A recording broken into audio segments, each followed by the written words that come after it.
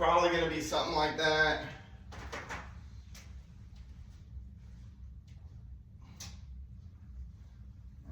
They're probably going to be above the wall, and they're dropping down somewhere like that. And a lot of times there's going to be valves here, or even if not, it's still getting fed, right? It's still getting fed from right here.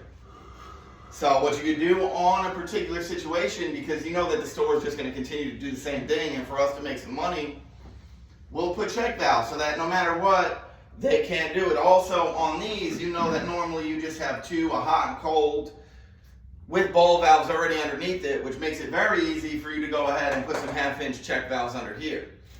Now, if your check valves are on a vertical, what do they got to be? Spring check.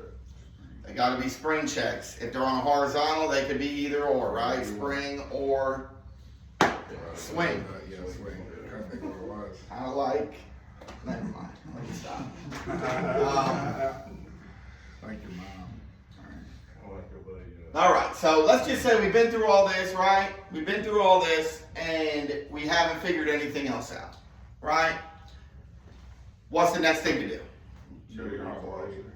Next thing I would probably do is isolate this recirc line and make sure that it's not the check valves failing or the pump or whatever it is. I would isolate this recirc line. I don't want to get too into the recirc line. That'll be for another day where I'm actually building a few things for us to do classes. So I don't want to get too into the recirc line, but we all know, you know, there's going to be isolation points over here where we could isolate it, right? If there isn't, put one there. Exactly. The next thing that I would, what is the next thing you could do? What is, like, I understand it's going to be hard for y'all to pull it up in your brains, but there's one thing that's going to 100% tell you if you have a mixing issue. Just don't me. Okay. Very simple, right, guys? Check the hots. Huh? Cut the hot. Well, we have the recirc isolated, right? We're going to make sure that this is isolated. We want to keep this isolated. We'll keep that isolated. Next thing you're going to do, cut the hot. And then what? Run the water. No. You're not going to cut the hot, though. I'm wrong. Cut the cold. You're going to cut the cold into the water heater. And then what are you going to do? Run some water. You're going to run some water until what? Until this water cools off. No. It's gonna be hot. No. If I cut the cold and I run the hot water, what happens? It's gonna drain. Hot water comes out. It's gonna drain that. It's going to drain, right? So if I go turn a faucet on in this store, what's going to happen? It's going to empty the water heater. I mean, you don't even have to drain the water heater out. You just got to drain the lines. Right. You don't got to drain the whole water line out, the whole water heater out. I go cut this hot faucet off. After I shut this off from the cold side, what should happen? Hold the water in the bottom and drain out. Yeah, what's going to happen to your hot side of your faucet? What should happen? It'll heat back up. No, it should not have any water coming out of it, right? So now let's just say anywhere in this store, you have this going on. What's going to happen? Water's gonna continue to flow. Now you have, everybody's gonna have. There's no valve there, right? So what's happening? Oh, it's gonna have It's water. just filling up, right? What does that tell you?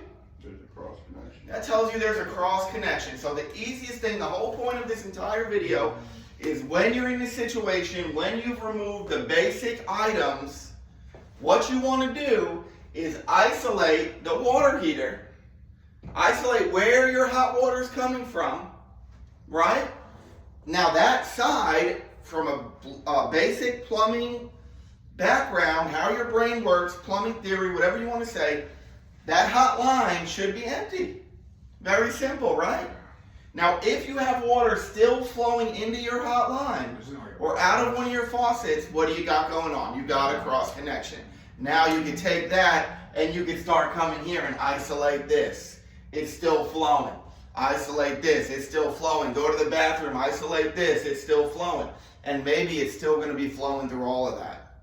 You go to your water heater room. You double check all of that, right?